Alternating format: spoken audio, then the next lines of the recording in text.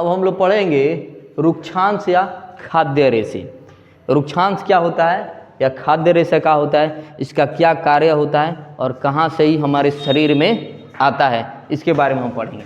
तो रुक्षांश होता है, तो रुक्षांश को आहारी रेशा भी कहा जाता है। यानी आहारी रेशा क्यों कहा जाता है, क्योंकि वो आहार से प्राप्त होता है। आहार बोले तो हमारे भोजन लेते हैं, उस भोजन से हम लोग को प्राप्त होता है। और इसका मुख्य कार्य जानते हो क्या होता है, ये जो अपशिष्ट पदार्थों को क्या होता है, आसानी से सुलभता से शरीर से बाहर निकालने में मदद करता है।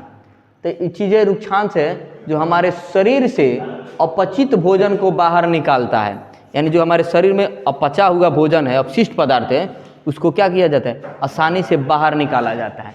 तो इसके लिए इस शरीर में हमारे कैसे आए, रुक्षांश हमारे शरीर में कैसे आए, जिसके लिए हम लोग को फल खाना होता है, सलाद खाना होता है और हरी सब्जियां खाना होता है, साग खाना होता है।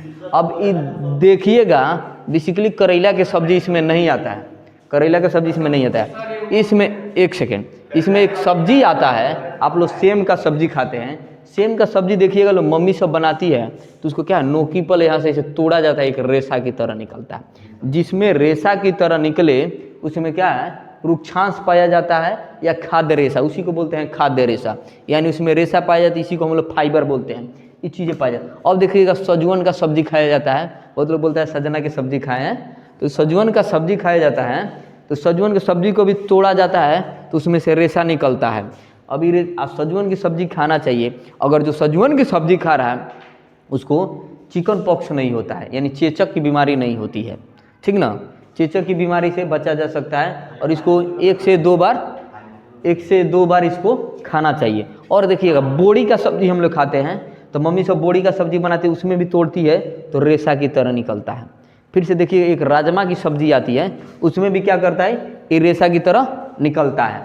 तो हम लोग को इसका उपयोग क्या होता है, हमारे शरीर में जो भोजन है, अपशिष्ट पदार्थ है, उसको इजीली शरीर से बाहर निकालता है। तो हमारे शरीर के लिए क्या है, रुक्षांश या खाद्य रेशा काफ़ी ज़रूरी है।